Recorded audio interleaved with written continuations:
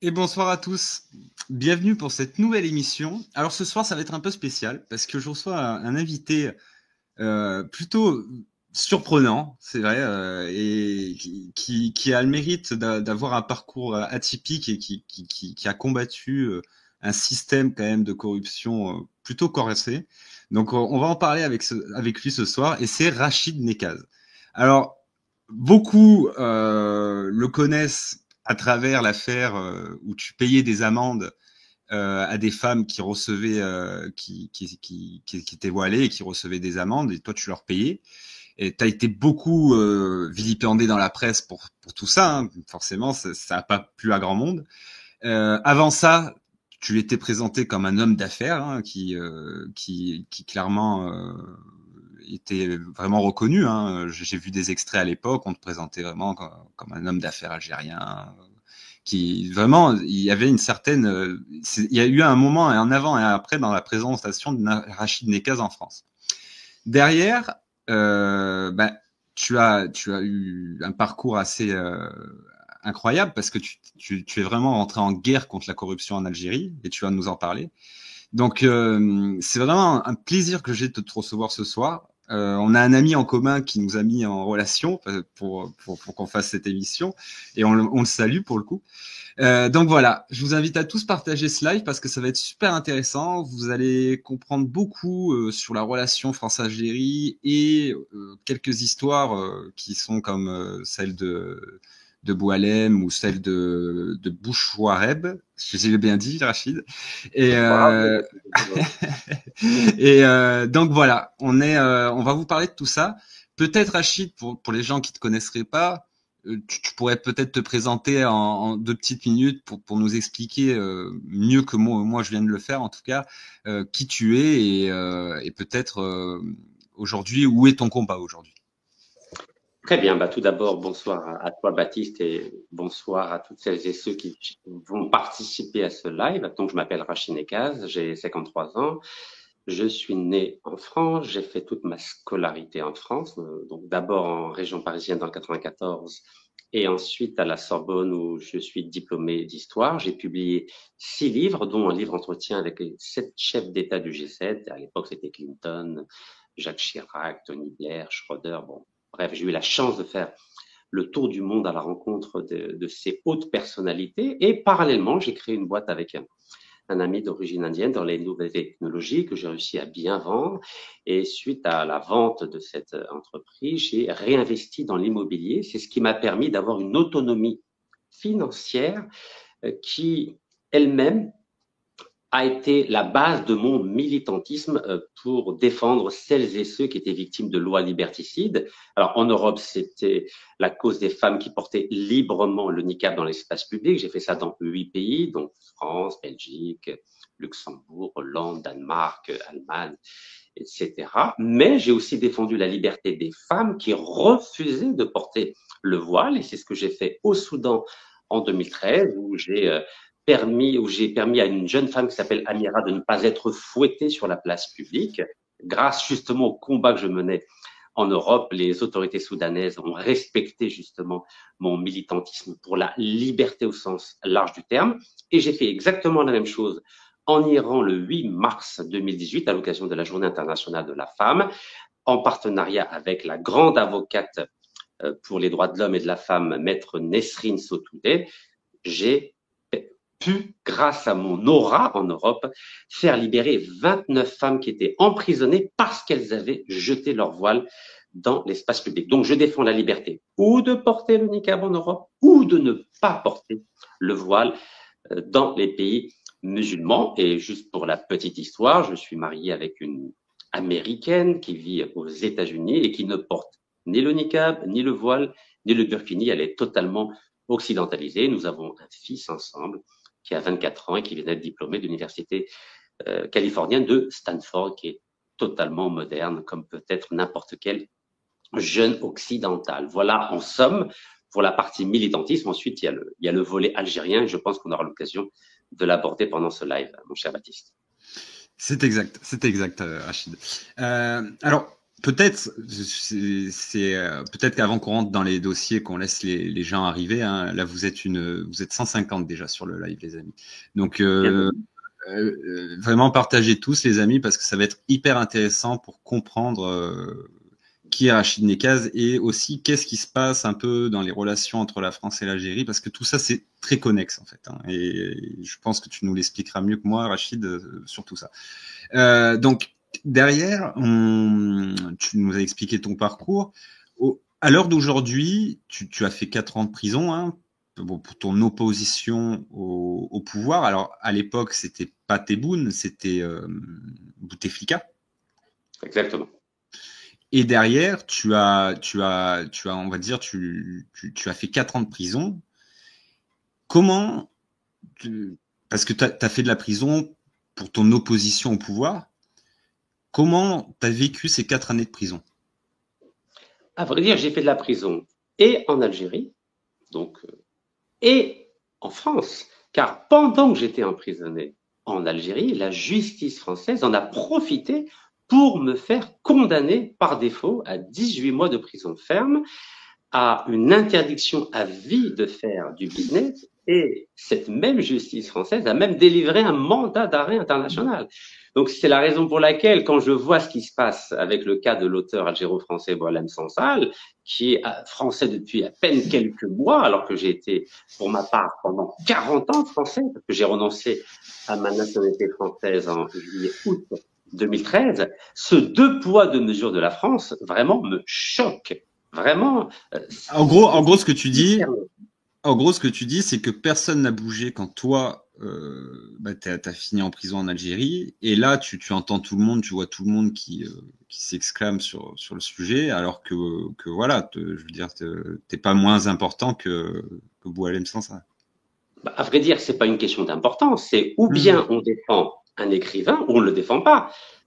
Pour ma part, je suis aussi écrivain, j'ai publié 6 ouvrages, donc là c'était le Voltaire du Niqab, ici c'est la dictature Bouteflika en anglais, ici c'est mon combat contre la dictature algérienne. Bref, je vais pas sortir tous mes livres, mais je suis auteur de 6 livres, donc en ma qualité d'auteur, c'est sous cet angle-là que l'intelligentsia médiatique, politique, diplomatique et intellectuelle a décidé de soutenir cet auteur. Mais dans ce cas-là, il fallait faire exactement la même chose en ce qui me concernait. Donc c'est là où ce double langage de cette France qui, comme tu le sais, a 2 visages. La France, c'est à la fois la République des Lumières et en même temps l'État des ténèbres. C'est quoi la République des Lumières? C'est l'État de droit, la liberté, l'égalité, la fraternité. Et l'État des ténèbres, c'est les coups foireux, c'est les coups d'État, c'est les assassinats politiques ciblés, c'est la stigmatisation, la discrimination. Bref, il y a 2 visages en France. Et j'ai l'impression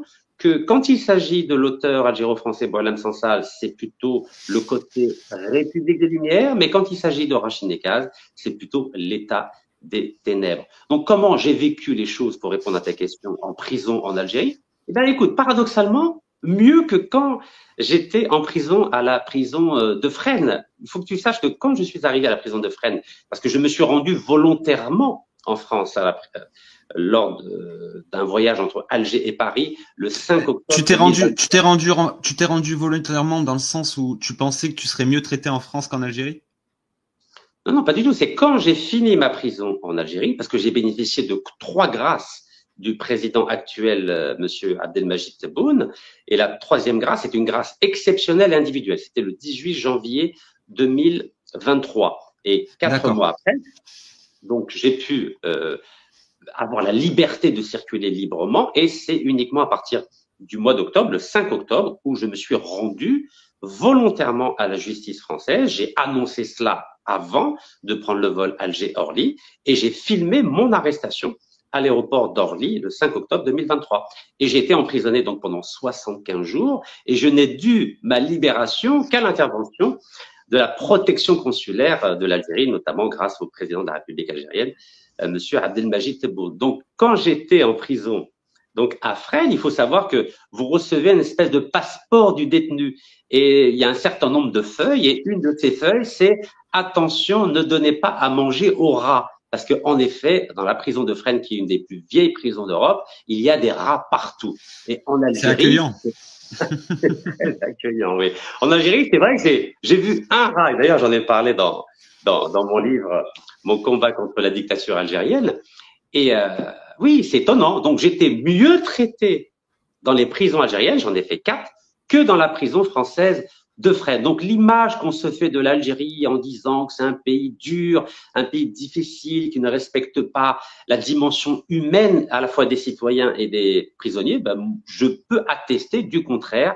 J'ai été extrêmement bien traité dans les 4 prisons algériennes, alors en France, à la prison de Fresnes, il faut savoir que pendant une heure, une fois, on m'a complètement mis à poil, excusez-moi pour l'expression pour celles et ceux qui nous regardent, en signe d'avilissement et d'humiliation. C'était ça le but. Et là, je me suis dit, c'est quand même bizarre, ce pays des droits de l'homme qui se targue de respecter le citoyen, l'humain, et au finalement, c'est l'humiliation permanente. En plus, le procureur de la République de Créteil, qui s'appelle Monsieur Stéphane Ardouin, avait donné l'ordre de me menotter dans chacun de mes déplacements entre ma cellule et l'hôpital pénitentiaire qui se trouve Comme à si peine. comme si t'étais quelqu'un du grand banditisme qui allait s'évader. Pire que ça, comme un terroriste. Comme un terroriste. Et d'ailleurs, à chaque fois qu'il y avait un espèce de... Allez, on était déplacé dans un petit fourgon, on était entre 6 et 8 personnes, ben, j'étais le seul qui avait les menottes. Donc j'étais considéré comme un détenu extrêmement dangereux par cette justice française. Donc c'est assez étonnant. Alors que 10 ans plus tôt, moi j'ai vu des émissions, j'ai vu 10 ans plus tôt, je vois, je crois que c'est sur France 5 qui t'ont invité une fois, où ils disent Rachid Nekaz, le grand homme d'affaires d'Algérie était là avec nous ce soir. Enfin vraiment. Et 10 ans plus tard, ces gens ne parlent plus de toi. Mais ça me rappelle un peu le cas Assange. Le cas Assange, c'était ça. C'était on a emprisonné un mec et tous les journalistes en France, pas un seul JT du 20h n'a parlé du problème Assange. Mais eux, ils parlaient du sujet, si tu veux. Mais ils parlaient pas du fond du problème, quoi. Tu vois, pour des journalistes, c'est cocasse, quoi. Et j'ai l'impression qu'en fait, c'est comme tu dis, c'est le 2 poids 2 mesures. Si t'es pas du bon camp, eh ben, tu peux pourrir 4 ans en prison, ça les dérangera pas, quoi. C'est ce qui m'est arrivé. C'est ce qui m'est arrivé. C'est vrai que le cas Assange, c'est un cas mondial. C'est un peu comme le cas Navalny. Moi, c'est un petit cas local. Mais je vais te dire ce qui a changé. Mais c'est la même chose. C'est les mêmes essences, en fait, Rachid. C'est la même essence. Parce que ce soit toi, que ce soit Julian Assange, vous êtes des gens qui dénoncent des systèmes de corruption. Et toi, t'en as dénoncé, on va en parler, mais je veux dire, t'as traité des sujets qui quand même touchent au poignon, qui touchent vraiment à... On parle de sommes d'argent qu'on touchera jamais dans nos vies. Et mine de rien, je pense que c'est quelque chose, c'est l'essence de tout ça, en fait. C'est que vous êtes des héros des temps modernes, un peu en quelque sorte, je pense. Et que non, mais c'est un peu vrai. Beaucoup plus Assange que moi. Moi, je suis un... Oui, peut-être Assange, parce que Assange a vraiment tapé très très fort. mais ce que je veux dire, c'est que même toi à ton échelle, je veux dire, vous êtes des héros des temps modernes. Vous êtes des mecs qui dénonçaient des systèmes de corruption massifs, et c'est en faisant ça qu'on fera bouger les lignes. Au niveau mondial, je parle. Même au niveau mondial, je parle. Tu as vu, mon cher Baptiste, que les risques encourus sont extrêmement importants. Tu sais, quand j'avais publié ce livre en 2018, donc la dictature Bouteflika sous la protection française, je parlais justement de la pression d'entreprises, de multinationales comme Total, que cette entreprise exerce sur le gouvernement algérien pour obtenir du gaz et du pétrole gratuit. Je te donne un exemple. Dans les années 90, des grandes entreprises comme Total ont eu des contrats sur des gisements de gaz ou de pétrole. Donc, c'est tout à fait normal qu'à partir du moment où ces entreprises font l'exploration et ensuite l'exploitation, c'est normal qu'ils aient une part importante des bénéfices de ces gisements de gaz ou de pétrole. Mais le problème, il est où? Le problème, c'est qu'après ces contrats qui étaient d'une durée de 25 ans, cette même entreprise comme Total a fait pression sur le gouvernement algérien en saisissant qu'on appelle l'arbitrage international, c'est-à-dire les tribunaux internationaux, notamment à Genève, pour continuer à obtenir gratuitement ce qu'on appelle une extension du contrat pendant 25 nouvelles années, sans pratiquement rien investir. Et il faut savoir que Total a gagné ces arbitrages internationaux, car en Algérie, on a des juristes qui ne sont pas très compétents. Il faut savoir que l'Algérie a perdu 95% des arbitrages commerciaux internationaux. Et c'est ce qui fait que, par exemple, en 2018, Total a obtenu une rallonge de 25 années de gaz gratuit dans un gisement dans le désert algérien qui s'appelle TFT. Et ben aujourd'hui, dans le journal 20 minutes, j'ai eu un article, par exemple, j'ai eu un appel et un email du journaliste ce matin qui voulait avoir des informations sur ma déclaration concernant les 25 années de pétrole et de gaz supplémentaires obtenus par Total au détriment de l'Algérie. Donc, je lui ai répondu avec une dizaine d'articles qui prouvaient l'extension de ces contrats en échange d'un investissement mineur. Eh ben, sache que quand je l'ai re-eu cet après-midi à 17h, il m'a dit non, finalement, ça ne m'intéresse pas, je suis passé à autre chose. Et je viens d'apprendre, juste avant de commencer ton émission, qu'il a publié un article en essayant de me décrédibiliser. Extraordinaire. Ben, c'est ça la France. La France, dès que tu touches à des intérêts importants, notamment des grandes multinationales, cette France des ténèbres, elle utilise des agents médiatiques ou politiques ou judiciaires pour essayer de décrédibiliser, neutraliser ou discriminer des acteurs qui remettent en question ces contrats qui sont obtenus par la force de la loi et par des pressions très importantes sur les États, notamment dans les pays du tiers-monde, pour continuer à les exploiter comme au temps de la colonisation. Donc, ce que tu dis, là, je viens de vivre un exemple très concret aujourd'hui. Voilà. Oui, c'est fou. C'est fou. Alors, du coup, bon, on a parlé de tes 4 années de prison. Alors, c'est vrai qu'il y a une autre question que je voulais te poser par rapport à ça, c'est le monde quand tu es rentré en prison était quand même, je pense, très différent du monde quand tu es sorti, parce qu'en 4 ans, il s'est passé beaucoup de choses. Comment t'as perçu tout ça, toi? Ça doit faire bizarre un peu, ou même de voir tout ce qui se passe et d'être là enfermé en tant que, je veux dire, toi avec le rôle dans lequel tu t'es mis, ça devait être, tu devais rager, quoi. J'étais pas enragé, car à partir du moment où on va en prison et dans un arbitraire total, et s'il n'y avait pas eu ce nouveau président, j'y serais encore. Ce qui m'a interrogé, il faut savoir qu'au moment où je rentre en prison, 3 mois après, il y a la crise du Covid.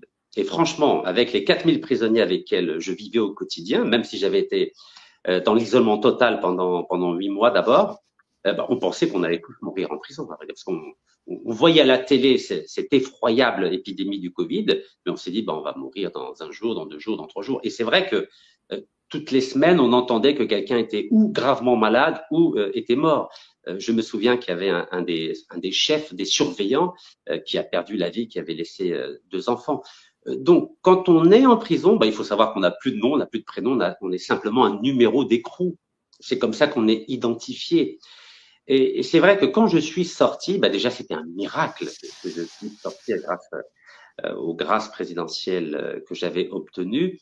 Tout d'un coup, je voyais que les gens payaient leurs courses avec une montre connectée. C'était fou. Je me suis dit, waouh, ça va vite, dis donc.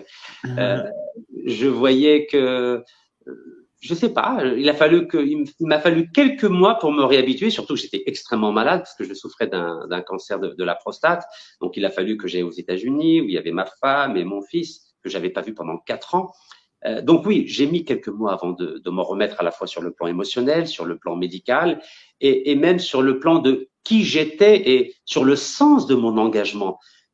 Tu sais, mon cher Baptiste, quand tu t'engages pour un état de droit, contre la corruption, et que au final tu te retrouves en prison avec des gens corrompus, parce que c'est une de ces aberrations, c'est que je me suis retrouvé en prison avec des personnes, des hommes politiques, qui étaient vraiment corrompus, elles. Ah, je sais pas. En tout cas, ils étaient considérés comme tels. Mais à côté de ça, j'ai vu des hommes d'affaires absolument formidables.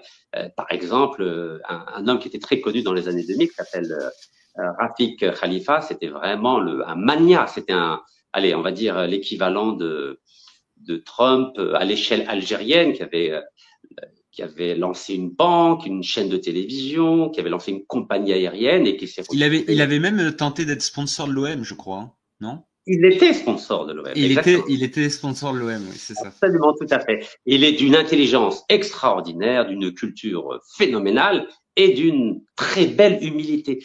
Donc, en prison, ce qui est intéressant, c'est qu'on oublie les raisons pour lesquelles on est incarcéré. En prison, pour l'administration, nous sommes des numéros, mais entre nous, que ce soit des assassins, des gens condamnés pour corruption, ou des gens condamnés pour violence, ou des gens condamnés pour escroquerie, on reste des individus, des personnes à part entière. En tout cas, entre co-détenus. Et finalement, j'ai fait de belles rencontres en prison, étonnamment. Donc là, on va parler un peu des affaires. Hein. Alors, l'affaire qui a fait beaucoup couler d'encre et qui est sûrement en rapport avec les ennuis que tu as eus, hein, c'est l'affaire Bouachreb, hein, c'est ça? Bouchouareb, pardon. Tu vois, j'arrive une fois sur deux. Est-ce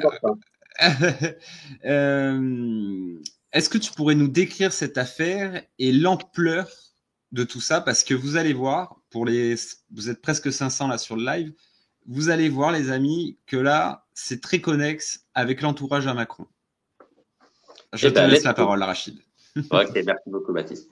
Donc alors, là, vous reconnaissez ce monsieur, c'est le président de la République française actuelle. Ici, c'est Abdeslam Bouchouareb. C'était l'ancien ministre de l'Industrie, ou pour parler l'équivalent en France, c'est ministre de l'Économie. Donc là, ces deux personnes se sont rencontrées en 2017 lorsque chacun d'eux s'occupait de l'économie à la fois de la France pour Macron et de l'Algérie pour Bouchouareb. Bouchouareb est fils d'un harki. Un harki, c'est-à-dire un homme qui a décidé pendant la guerre de libération nationale algérienne qui a eu lieu entre 54 et 62 de choisir le camp de la France contre le camp des Algériens. Et étonnamment, son fils, donc Abdeslam Bouchouareb, ici même, a pu devenir député et même ministre à deux reprises, entre 1996 et 1997, et entre 2014 et 2017, sous deux présidents différents. La première fois sous la présidence de Yamin Zerroual et la deuxième fois sous la présidence de Abdelaziz Bouteflika. Ce qui est intéressant, c'est quoi? C'est que cet homme-là, pendant qu'il était ministre, il passait son temps à défendre les intérêts économiques français, de grandes entreprises comme Total, comme Lafarge, comme BNP, comme Alstom. Il faut savoir que dans les années 90, Alstom était dans une situation financière catastrophique. Et c'est notamment grâce à Bouchouareb que cette compagnie a été quelque peu sauvée. Pourquoi sauvée? Car il a acheté des trains Alstom, alors que cette entreprise était en faillite. Et à cet égard, il devait y avoir une société Alstom à Annaba, donc dans l'est de l'Algérie, à la frontière tunisienne, mais qui n'a jamais vu le jour, car M. Bouchouareb, en partenariat avec son ami de l'époque, M. Emmanuel Macron, avait fait en sorte que ce soit d'abord et avant tout les intérêts financiers des entreprises françaises qui devaient primer et non pas les intérêts algériens. Et lorsqu'a éclaté le scandale des Panama Papers, donc à partir de 2016-2017. Alors peut-être on peut rappeler en deux petites phrases, peut-être on peut rappeler aux gens les Panama Papers. Les Panama Papers, c'est une grosse liste de personnes très influentes, de hauts dirigeants, de hauts cadres d'entreprises, qui avaient des comptes dans les Panama. Voilà. Exactement. Et donc ce monsieur Bouchouareb, donc ancien ministre de l'Industrie, avait des comptes cachés en Suisse, au Luxembourg, au Panama. Donc tout l'argent qu'il recevait en rétrocommission des contrats qu'il signait avec des partenaires français ou étrangers, il plaçait cet argent sale dans ses comptes, dans ses paradis fiscaux. Et donc, le scandale des Panama Papers a révélé le caractère ignoble de ces hommes, on va dire de ces ministres algériens qui, sous couvert de défendre l'Algérie, ne défendaient que leurs propres intérêts. Et à ce moment-là, c'est-à-dire on est en 2016, j'avais organisé un certain nombre de manifestations devant les biens mal acquis de ces responsables algériens, parmi lesquels ceux Abdeslam Bouchouareb, qui avait un appartement en face de Notre-Dame à Paris d'une valeur de 3 millions d'euros et avec la protection des policiers français. Lorsque nous manifestions devant son appartement 21 quai Montebello, il y avait 200 policiers français qui étaient là pour le protéger et pour assurer sa tranquillité. Mais il n'y avait pas que ce monsieur Bouchouareb, il y avait l'ancien patron du premier parti politique algérien, le FLN, Front de Libération Nationale, à Neuilly-sur-Seine. Il y avait le patron de la société pétrolière algérienne, la Sonatra, qui s'appelle Ould Kadour, qui avait un bel appartement d'une valeur de 7 millions d'euros à Neuilly-sur-Seine. Bref, c'était absolument incroyable le niveau et de corruption des responsables politiques algériens et le niveau de complicité des autorités françaises. Et juste une petite anecdote, lorsque j'avais manifesté devant l'appartement du patron de l'équivalent de Total en Algérie, c'est-à-dire la Sonatrach, il faut savoir que son fils a porté plainte contre moi parce que j'avais mis l'adresse sur ma page Facebook de ce bien mal acquis. Eh bien, mon cher Baptiste, la justice française m'avait condamné à payer 4 000 euros d'astreinte par jour. Et à ce jour, je dois à ce monsieur, qui s'appelle Nassim Ould Kadour, 7 millions d'euros, parce que j'ai toujours refusé de supprimer l'adresse de ce bien mal acquis à Neuilly-sur-Seine. Et ce monsieur, qui a obtenu gain de cause de la justice française en 2017, est aujourd'hui condamné par la justice algérienne à 10 années de prison avec l'émission d'un mandat d'arrêt international. Et son propre père, qui était président de l'entreprise Sonatrach, c'est-à-dire le Total algérien, est en prison aussi en Algérie. Il est, on va dire, en détention, doit être en détention pendant 10 ans. Après l'émission d'un mandat d'arrêt international, il avait été arrêté aux Émirats arabes unis. Donc, ce qui veut dire que quand on a raison trop tôt, tout le monde vous considère comme un traître, comme quelqu'un qui porte atteinte à l'image d'un pays. Mais avec les années, l'opinion publique algérienne s'est rendue compte que ce pourquoi je militais à l'époque, c'est-à-dire contre la corruption, finalement, l'État algérien, grâce au président actuel, le président Si Abdelmajid Tebboune, a repris ce combat-là contre la corruption et a enfermé 20 ministres, dont 3 anciens Premier ministre que j'avais combattu nommément chacun d'eux. Mais, et ça fait partie de, j'aimerais dire, du côté kafkaïen de mon aventure, c'est que en prison, j'étais avec les personnes mêmes que j'avais combattues pendant de longues années. Mais ça fait partie du jeu. Il faut accepter le côté absurde de la vie et de l'engagement militant. Ouais, bien sûr. Ouais. Mais du coup, aujourd'hui, le président Tebboune, qui nous, tu vois bien comment il est présenté en France, hein, Bruno Retailleau a pas l'air de le porter trop dans son cœur. Aujourd'hui, on a affaire à un président qui vraiment a combattu la corruption en Algérie. Enfin, je veux dire, là, vu comme tu en parles, c'est vraiment, il a fait le ménage, quoi, en quelque sorte. Il continue à faire le ménage. Alors, juste pour que tu saches, c'est que avant d'être président, il était Premier ministre pendant 3 mois, entre mai 2017 et août 2017. Et pendant ces 3 mois, son cheval de bataille, c'était la lutte contre la corruption. Et c'est la raison pour laquelle j'avais décidé de le soutenir. Et lorsqu'il a été limogé de façon extrêmement humiliante, le 15 août 2017, j'avais organisé 2 manifestations de soutien en France, sur les Champs-Élysées, pour dénoncer ce coup d'État politique. Donc oui, l'actuel président de la République, qui était chef du gouvernement entre mai et août 2017, a vraiment fait de la lutte contre la corruption son cheval de bataille et a même combattu le mariage incestueux entre le monde politique et le monde des affaires. Et lorsque la Providence a voulu qu'il revienne aux affaires en étant élu président de la République à partir du 12 décembre 2019, j'étais emprisonné une semaine avant. Il a continué ce combat contre la corruption et a interdit ces liens incestueux entre le monde des affaires et le monde de la politique. Et c'est la raison pour laquelle aujourd'hui, vous avez cette vingtaine de ministres algériens qui sont sous les verrous, avec de très lourdes peines. Tu sais, nous en France, ce genre de choses, ça nous laisse rêveurs. Hein, tu sais, nous en France, ça nous laisse rêveurs tout ça. Hein. Je pense que là, il y en a un paquet qui se disent, oh putain, ça serait pas mal chez nous aussi ça. Non, mais parce que c'est vrai. Non, mais parce que c'est vrai que là, tu vois, bon, on a l'affaire Marine Le Pen, qui, on va pas, tu vois, je vais pas pleurer quelqu'un qui tombe pour corruption, même si bon, les timings sont un peu bizarres et il y a des choses un peu, on sent que c'est très politique quand même. Mais je veux dire, quand on voit que nous, quand tu vois la classe politique française, hein, là on voit que bah, il y a Bruno Retailleau qui propose de rapatrier le monsieur dont on parlait juste avant, qui est mouillé jusqu'au cou. Bouchoiret, voilà. Donc derrière, ouais, mais derrière, je veux dire, tu vois que notre système politique, je veux dire que ce soit avec Macron, que ce soit avec, on est clairement nous dans un système politique où la corruption fuit de partout. Qu'est-ce que ça t'inspire, toi, en tant que fin connaisseur de la corruption en Algérie, peut-être un peu moins en France, peut-être que tu es un peu moins au fait des sujets, mais je veux dire, qu'est-ce que ça t'inspire quand tu vois toutes ces affaires qui s'enchaînent, et puis on a toujours le même président, on a plus ou moins toujours les mêmes visages qui sont à des ministères, c'est assez fou, quoi, tu vois.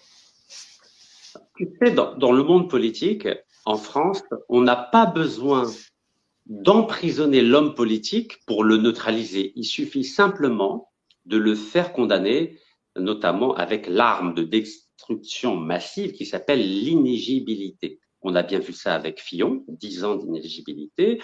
On a vu ça à un moment donné avec Alain Juppé qui avait été frappé d'1 année d'inéligibilité. Là, on parle de Sarkozy, 3 années d'inéligibilité. Marine Le Pen, 5 années. La sanction sur l'inéligibilité, c'est la façon dont la justice française, c'est l'outil que la justice française a trouvé pour tuer politiquement l'homme politique ou la femme politique française. Dans un état de droit, je trouve que c'est une première étape. Mais on voit bien avec ces condamnations à répétition de l'ancien président Nicolas Sarkozy, on voit bien qu'on est passé à la phase 2. Là, on parle de bracelet électronique. Apparemment, l'ex-président Sarkozy aurait un bracelet électronique.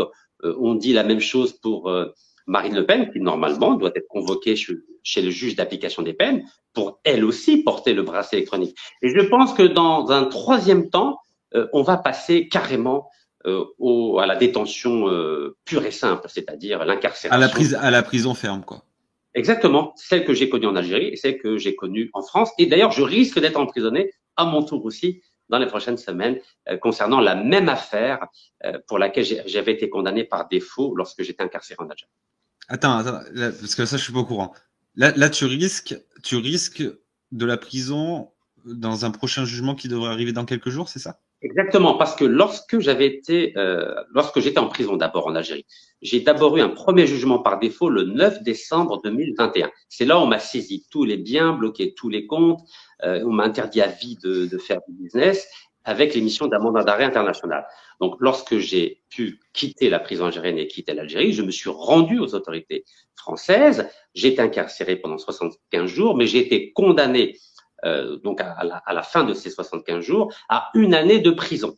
On m'avait dit que j'allais porter le bracelet électronique. Donc j'ai fait appel. Finalement, j'ai pas de bracelet électronique et mon procès en appel est passé le 21 mars. Et j'attends le verdict le 2 mai prochain. Donc le 2 mai prochain, ou bien je serai condamné à la prison ferme, ou bien un bracelet électronique, ou bien je serai acquitté. Je ne sais pas. En tout cas, dans tous les cas, je vais rentrer en France parce qu'au début, on a dressé un portrait de moi en disant que j'avais fui en Algérie, aux États-Unis, au Togo, alors qu'ils savent pertinemment que, et les Algériens le savent, je suis quelqu'un qui affronte toutes les justices, que ce soit la justice algérienne, la justice française ou la justice marocaine. Là, je reviens d'un voyage à Marrakech. Apparemment, pardon, il y a des organisations marocaines qui ont décidé de porter plainte contre moi. Et j'ai dit que j'étais disposé, évidemment, à répondre à toutes les questions de la justice marocaine. En tout cas, sache une chose, c'est que je risque normalement. J'ai quand même l'impression qu'il y a une sorte de cabale contre toi, contre les gens comme toi qui combattent les systèmes de corruption. Tu vois, je veux dire. Tu sais, je vais te dire, il y a beaucoup plus grave. Je te donne un exemple. Celui qui a l'initiative de la plainte qui a fait que j'étais incarcéré en France, il porte un nom, c'est le général Denis Favier. En 2013, c'était le patron de la gendarmerie nationale française. Et ce monsieur-là a fait envoyer des convocations à des locataires d'un immeuble que je gérais à Choisy-le-Roi dans le Val-de-Marne, en les menaçant de poursuites judiciaires ou militaires s'ils ne répondaient pas à la convocation et s'ils ne portaient pas plainte contre moi. Eh bien, il faut que tu saches que ce monsieur-là a été condamné à la fois par la Cour administrative d'appel de Toulouse et par la Cour européenne des droits de l'homme, car en octobre 2014, il est responsable de la mort du militant écologiste Rémi Fraisse. Et ça, c'est récent, ça fait à peine quelques semaines. Et sache aussi, mon cher Baptiste, que j'ai porté plainte auprès du doyen des juges d'instruction de la Cour d'appel de Paris, en l'occurrence monsieur Cyril Pacaud, et aujourd'hui, ce général Denis Favier, qui est en même temps vice-président de Total, chargé de la sécurité, a été mis en examen suite à ma plainte.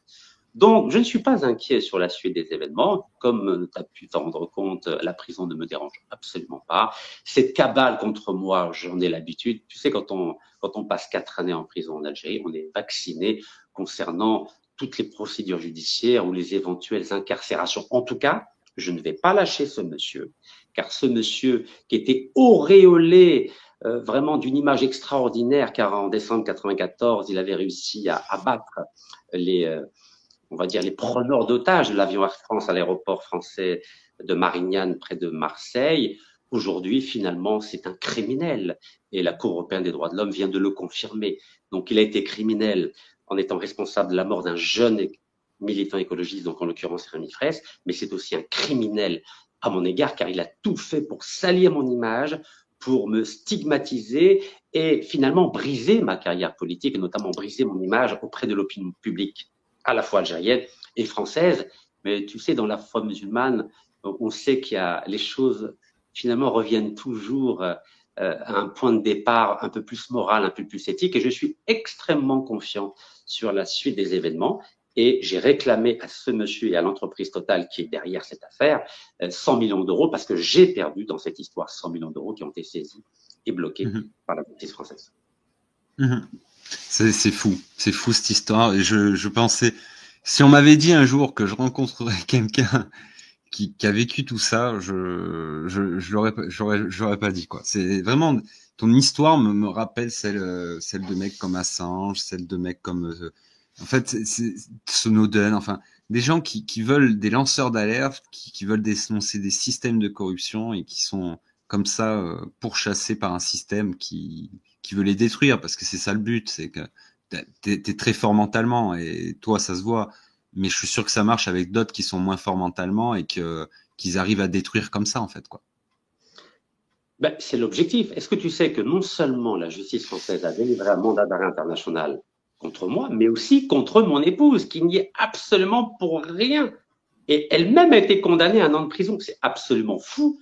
Alors que son seul crime, c'est qu'elle avait son nom dans un des immeubles que je gérais. C'est absolument incroyable. Parce que l'objectif de la justice française, c'était non seulement de me détruire moi en tant que citoyen, mais aussi de détruire ma famille. Donc, à ce jour, elle est toujours frappée par un mandat d'arrêt international. C'est fou, hein? Mais c'est comme ça. Dingue.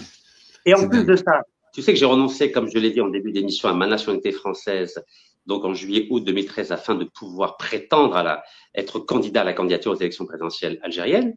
Donc pendant 10 ans, j'avais eu un titre de séjour, donc entre octobre 2013 et octobre 2023. Mais depuis octobre 2023, refus catégorique de me délivrer un titre de séjour. Je n'ai qu'un petit récépissé de 3 mois qui est renouvelable tous les 3 mois, comme un clandestin, comme un sans-papier. Alors qu'aux États-Unis, j'ai un visa américain qui me permet d'aller, de revenir, mais sans aucune difficulté. Et pour la petite histoire, et surtout, alors avec Trump, en plus, ça va changer parce que visiblement, j'ai vu que les hommes d'affaires, il a envie qu'ils viennent aux États-Unis. Donc, je pense que tu auras une carte verte aux États-Unis très bientôt. Alors, il faut que tu saches, avec Donald Trump, je n'ai aucun problème. Mais vraiment aucun problème. Non, mais je pense que sur ce genre de truc, je pense qu'il y aura zéro problème en plus. Hein. Parce que les gens comme toi, qui sont des businessmen, qui créent des affaires, c'est de ça dont on va avoir besoin l'Amérique, hein, vu comment ils abordent le sujet économique. Et je suis sûr que toi, les profils comme toi, ça sera carte verte d'office en papier. Hein. Tu as vu la différence entre les États-Unis qui sont beaucoup plus pragmatiques et avec la France qui est beaucoup plus idéologique. Hmm. Les Américains, à partir du moment où tu respectes la loi, Business is business. ah oui. Et puis surtout, Hmm. si tu respectes la loi, ils te font confiance, mais à 100%. Alors que l'État français, ben, il joue avec ta précarité, tes émotions, avec tes nerfs. Je te donne un exemple. Lorsque je suis parti donc au tribunal le 21 mars dernier, je revenais à peine du Maroc, où j'avais été, on va dire, interrogé pendant quelques heures, mais ça s'est bien passé. Et tu sais ce que m'a dit la présidente du tribunal de la Cour d'appel de Paris? Elle me dit, mais monsieur Nekaz, on a vu que vous voyagez.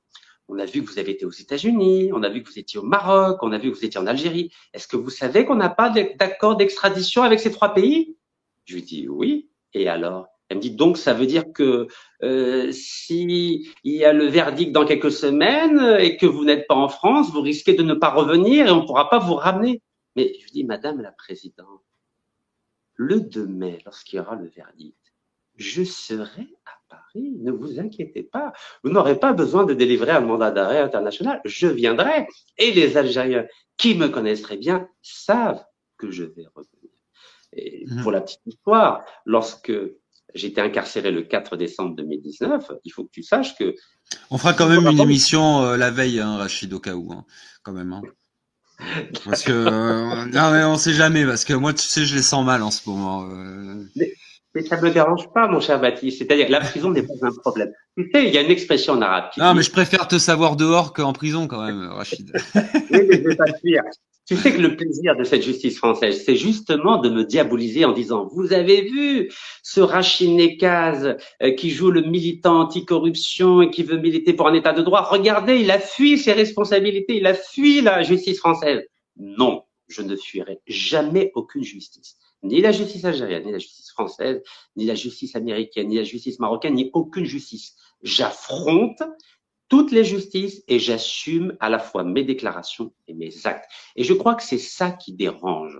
C'est ça qui dérange. Ouais. Et donc, juste pour revenir à l'exemple algérien, donc j'ai été incarcéré le 4 décembre 2019, mais les autorités algériennes, en l'occurrence un des membres de l'armée algérienne, m'avaient appelé 10 jours avant. J'étais à Hong Kong lors des manifestations des jeunes hongkongais et il m'avait dit que Rachid, j'ai un message à te faire passer. Si tu viens en Algérie, on va t'incarcérer. Et qu'ai-je répondu à ce monsieur? Je l'ai remercié en lui disant, dis aux responsables que le 4 décembre, je viendrai d'un vol Alicante-Alger. Et c'est ce que j'ai fait. Donc, je ne suis pas quelqu'un qui fuit ses responsabilités. Au contraire, j'affronte et je ne fuirai jamais. J'ai un seul fils et je ne veux surtout pas que ses copains lui disent que ton papa est un lâche ou qu'il manque de courage. Mhm. C'est vraiment, c'est d'une hauteur d'esprit quand même qui nous change beaucoup de ce qu'on voit actuellement en France. Mais vraiment merci Rachid pour cet entretien parce que c'est vraiment sympa. Alors bon, aujourd'hui, au-delà des aventures judiciaires que tu vas avoir dans les quelques semaines, qu'est-ce que tu veux faire pour la suite là? C'est quoi la suite? C'est peut-être Monsieur Tebboune va faire appel à toi, peut-être au sein d'un gouvernement. C'est quelque chose qui serait possible. Tu vas te continuer à lancer dans les affaires. Est-ce que tu vas continuer à dénoncer des systèmes de corruption comme tu fais? Voilà. Quelle va être la suite pour toi après tout ce que tu as vécu? Là, on parle, ça fait 44 minutes qu'on parle. C'est vrai que après tout ce que tu as vécu, quelle est la suite, quoi? Est-ce que tu te projettes? Alors, la suite, c'est d'abord m'occuper de ma santé, donc je gère mon cancer. J'essaie d'être un peu plus présent avec ma femme et mon fils et mes frères et mes sœurs, car il faut savoir que comme la justice française m'a complètement ruiné, je ne dois, on va dire, mon standing actuel et mes voyages qu'au soutien affiché, affirmé, régulier de mes frères et mes sœurs, en attendant que la justice française daigne me rembourser tout ce qu'elle m'a bloqué et saisi. À partir de là, il faut savoir qu'en Algérie, j'ai plus aucun problème judiciaire. J'ai retrouvé tous mes droits politiques, administratifs, financiers, nationaux, civile depuis le 19... L'argent, parce qu'en Algérie aussi, tu avais de l'argent qui était saisi, je suppose. Non, non, pas du tout. Je n'ai jamais mis un centime en Algérie car je savais que la situation était extrêmement fragile au temps de la présidence Donc, de Abdelaziz donc, Bouteflika.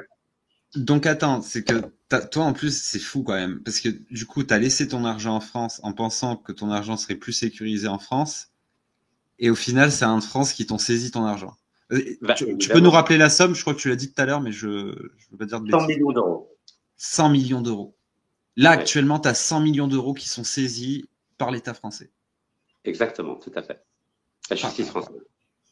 Eh oui, c'est comme ça. Bah, à vrai dire, la justice française croyait que j'allais passer 20 ans ou j'allais être condamné à mort en Algérie. Donc, pendant que j'étais incarcéré, la justice française a dit, bah, c'est bon, puisqu'il n'a plus le soutien des autorités algériennes, bah, nous, on va en profiter pour le ruiner complètement, le détruire, lui, sa femme, son fils et sa famille. Et s'il n'y avait pas le président, c'est Abdelmajid Tebboune, bah, c'était cuit. C'était mission accomplie. C'est pour ça qu'aujourd'hui, la justice française et les autorités françaises sont extrêmement gênées. Car quand je vais en Algérie, j'ai aucun problème. Quand j'entends ou je lis les médias français dire l'Algérie, c'est une dictature, c'est autoritaire, il ne respecte aucune liberté publique ni liberté individuelle.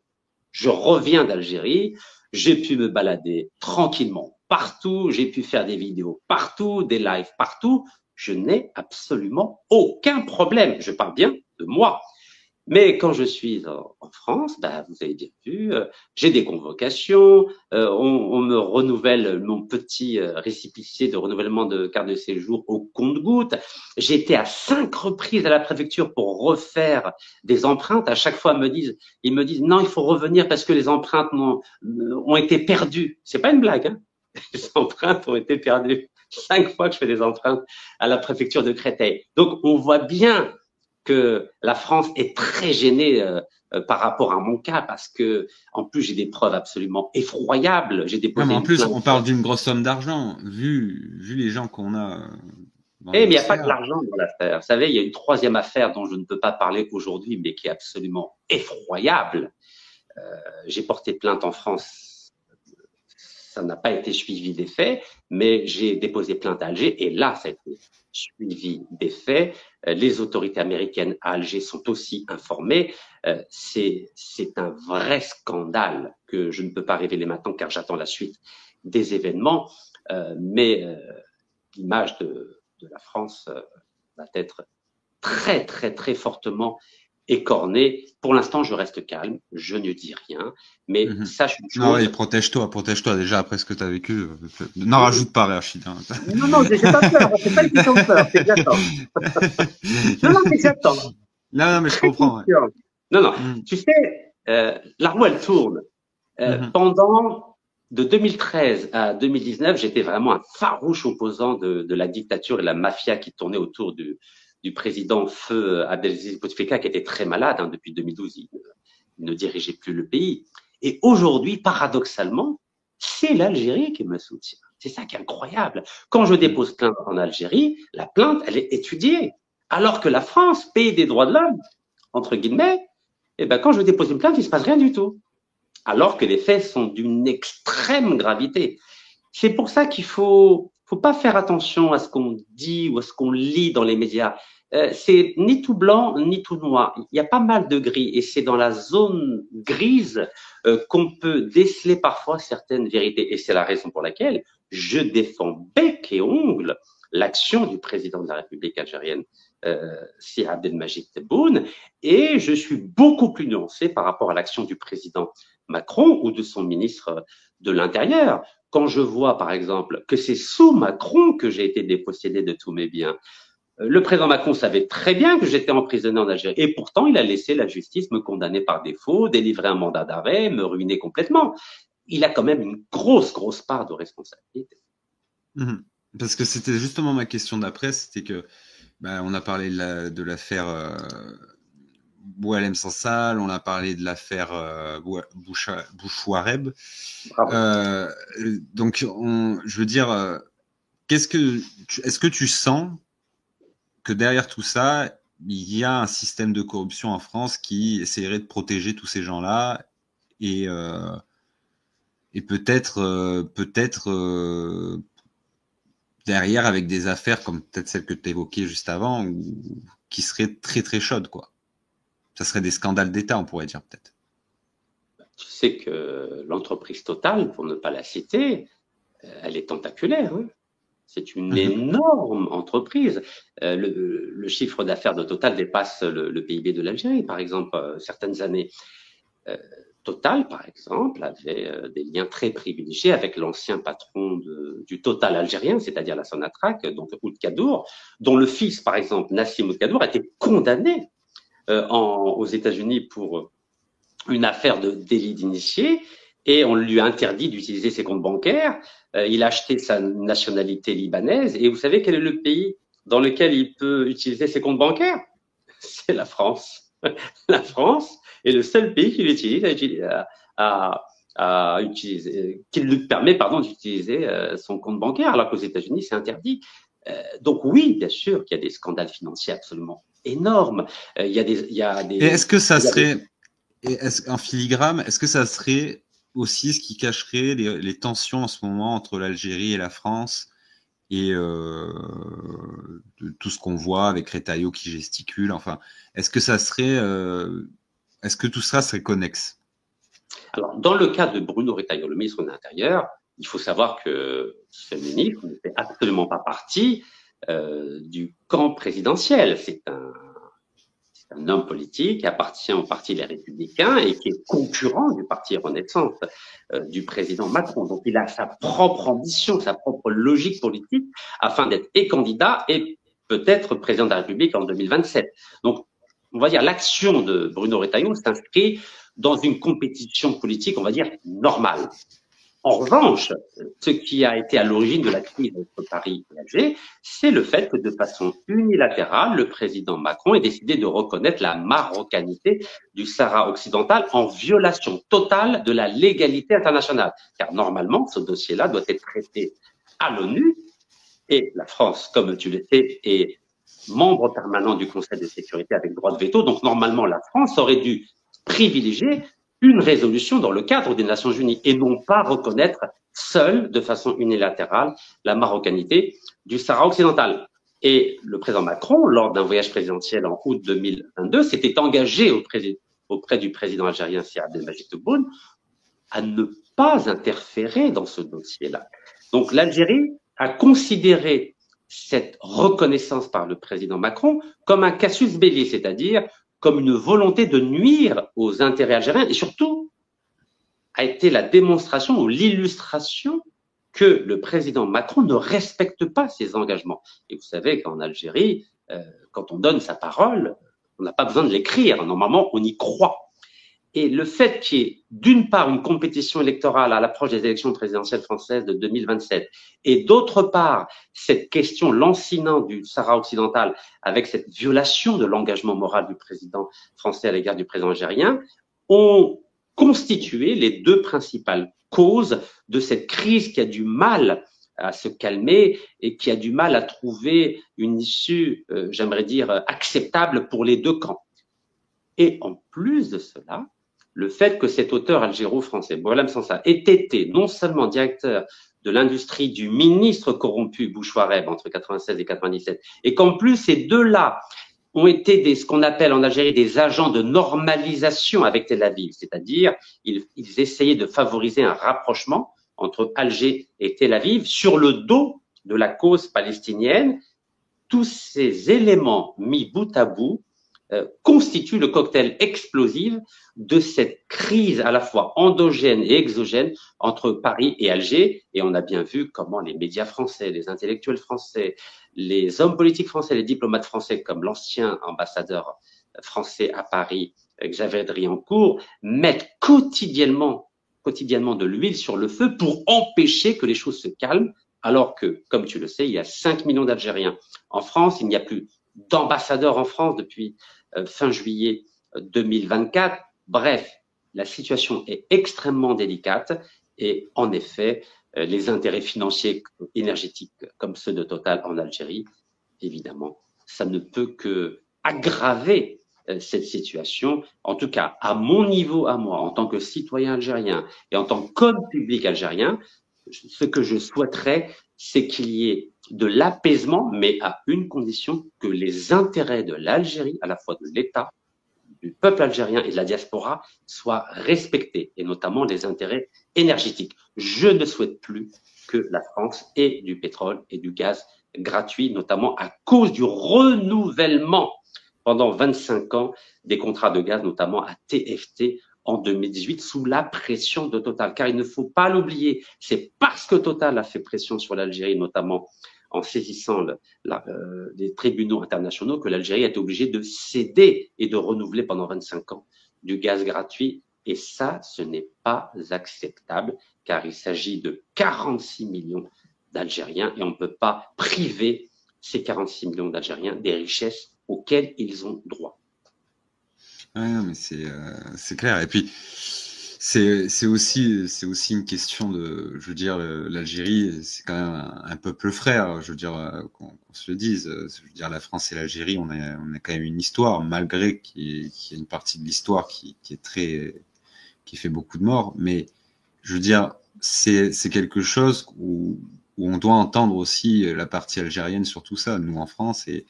Mais tu sens qu'il y a quand même une voie où les relations pourraient s'améliorer.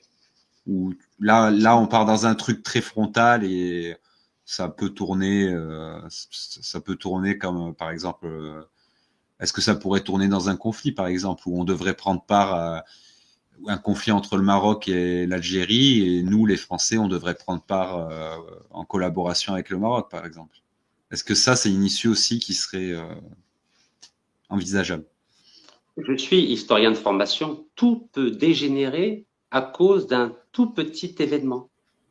On a bien vu comment la guerre 14 a éclaté à Sarajevo. On a vu comment le printemps arabe a éclaté en Tunisie. À chaque fois, c'est des micro-événements qui peuvent déboucher sur des crises absolument terribles. Moi, je crois que la France devrait avoir une position beaucoup plus neutre. Je défends depuis 2014, par exemple, une proposition d'une double souveraineté provisoire à la fois de l'Algérie et du Maroc sur le Sahara occidental. Donc, cette double souveraineté devrait être introduite d'abord par un référendum. On poserait la question au peuple sahraoui s'il serait d'accord. Et au bout de 10 ans, il y aurait un nouveau référendum avec 3 questions. Est-ce que les Sahraouis veulent vivre dans le cadre de cette double souveraineté algéro-marocaine? Est-ce qu'ils veulent vivre dans le cadre d'une autonomie, mais sous couvert de la monarchie marocaine? Et la troisième question serait, est-ce que vous voulez l'indépendance? Cette idée-là, je la défends depuis 11 ans. Je l'ai proposée à la fois aux Français, aux Américains, aux Anglais, aux Russes et aux Chinois en tant que membre permanent du Conseil de sécurité. Au début, il y avait un bon contact du côté de l'Élysée, mais très vite, ça s'est arrêté, car le président Macron avait un autre projet, c'était le 30 juillet de reconnaître de façon unilatérale la marocanité du Maroc sur le Sahara occidental. Donc, il y a très clairement une volonté française de diviser les pays d'Afrique du Nord pour empêcher qu'il y ait une union nord-africaine, que j'appelle de mes voeux.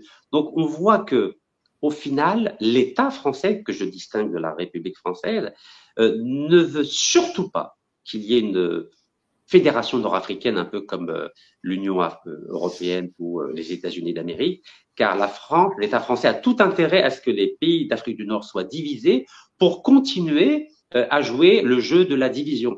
Et cela est fortement condamnable. Donc oui, ça peut déboucher sur une crise si on n'y prête pas attention et surtout si on n'essaie pas d'apaiser les tensions. Donc je suis pour une solution diplomatique au problème du Sahara occidental, en espérant que dans les prochains mois, la France revienne sur la déclaration du président français. Donc j'espère que le nouveau président ou la nouvelle présidente en 2027 va revenir sur cette position qui est extrêmement dangereuse de la France au sujet du Sahara occidental, parce qu'on voit bien que les tensions entre Alger et Rabat sont absolument terribles. Il n'y a plus aucun lien, aucun contact, aucune relation, ni diplomatique, ni commerciale, ni politique. Même entre les communautés, mais j'ai vu un peu sur les réseaux, entre communautés algériennes et communautés marocaines, ça se cherche. Oui, il peut y avoir des débordements extrêmement inquiétant. Donc, pour ma part, je suis pour la fraternité algéro-marocaine, mais il y a un préalable. C'est d'abord la fin des relations entre Rabat et Tel Aviv, tant qu'il n'y a pas d'État palestinien. Et le deuxième préalable, c'est qu'on puisse se mettre autour d'une table pour enfin trouver une solution au Sahara occidental. Je crois que si ces deux conditions sont réunies, on peut à nouveau envisager des relations fraternelles entre Alger et Paris en essayant de neutraliser l'action nocive de Paris en Afrique du Nord. Et on a bien vu comment l'image de la France est fortement dégradée en Afrique. On a vu ce qui s'est passé au Mali, au Burkina Faso, au Niger, où il y a carrément la rupture des relations diplomatiques entre ces pays et la France, car la France n'est pas perçue comme une puissance apaisante. Elle est perçue comme une puissance diabolique qui ne cherche qu'à diviser et à exploiter les ressources minières de l'ensemble du continent africain, notamment dans sa partie francophone. Non, mais c'est hyper intéressant en tout cas de parler de tout ça avec toi. Donc je crois qu'on a parlé d'à peu près tous les sujets. Ça fait 1 heure qu'on est ensemble. Je vais quand même te laisser le mot de la fin. Peut-être un petit message d'espoir pour que des jeunes qui nous voient et qui se disent ah, putain moi aussi j'aimerais bien dénoncer des systèmes de corruption. Ben voilà, vous avez un parfait exemple. Vous avez vu ça coûte un certain prix, mais quand je vois Rachid et que je me dis que ça vaut le coup quand même. Peut-être que est-ce que si c'était à refaire, tu le referais, Rachid? D'abord, merci Baptiste et à la Tribune Populaire de m'avoir donné l'opportunité de m'exprimer librement sur un certain nombre de sujets. Et merci à notre ami commun, je le dédicace. Voilà, merci Redouane. Et alors, si c'était à refaire, aujourd'hui j'ai 53 ans. Quand j'ai commencé à lutter fortement contre la corruption, à la fois eu égard à la dénonciation des contrats pétroliers et gaziers entre l'Algérie et la France, j'avais 41 ans. On peut faire ça quand on a 20 ans, 22, 23, 24, 25 ans. Mais quand on a une famille, une femme, des enfants, des frères, des sœurs, croyez-moi, c'est extrêmement difficile. Surtout que maintenant, j'ai plus la santé que j'avais à 20 ans ou 30 ans, j'ai plus la même énergie, j'ai été ruiné par la justice française. Oui, c'est à refaire, mais à condition de le faire à 20 ans, pas à 40 ans, pas à 50 ans, et à condition d'avoir une surface financière, car ça coûte cher un engagement militant, ça coûte très très cher un engagement politique, et vous n'avez que des pots de banane sur votre chemin. Vous avez tout le monde contre vous. Moi, j'avais le régime Bouteflika contre moi, j'avais le régime français contre moi, c'est-à-dire que j'étais vraiment pris en étau, en sandwich. Maintenant, alhamdoulilah, comme on dit chez nous, ça va beaucoup mieux en Algérie. J'ai juste la France qui continue à me créer des problèmes et qui ne veut pas me redonner mes sous, mais heureusement aussi que j'ai une neutralité bienveillante des Américains. Je respire un peu, c'est-à-dire je peux me rendre tranquillement aux États-Unis, je peux me rendre tranquillement en Algérie. Le seul pays, paradoxalement, où j'ai des problèmes, c'est la France, le pays où je suis né, où j'ai fait mes études, où j'ai fait mon business, où j'ai publié mes livres. Et pourtant, c'est le pays qui me déteste. Mais, alhamdoulilah, la vie continue et j'encourage toutes celles et ceux qui veulent se battre pour l'éthique, pour l'état de droit, pour la démocratie, contre la corruption, à le faire, mais à un âge beaucoup plus jeune et de préférence avec un peu de sous, pas dans les comptes bancaires parce qu'on peut vous les prendre, mais plutôt quelque part où on ne peut pas le toucher. Voilà, c'était les conseils, le tuto lanceur d'alerte de Rachid Nekaz pour ce soir. Ben, en tout cas, merci beaucoup Rachid d'avoir fait cette interview ensemble. On vous fera sûrement d'autres émissions avec Rachid selon les événements qui va se passer et sur tout ça et peut-être même des débats. On verra si on arrive à trouver des gens qui voudraient débattre sur ces questions-là.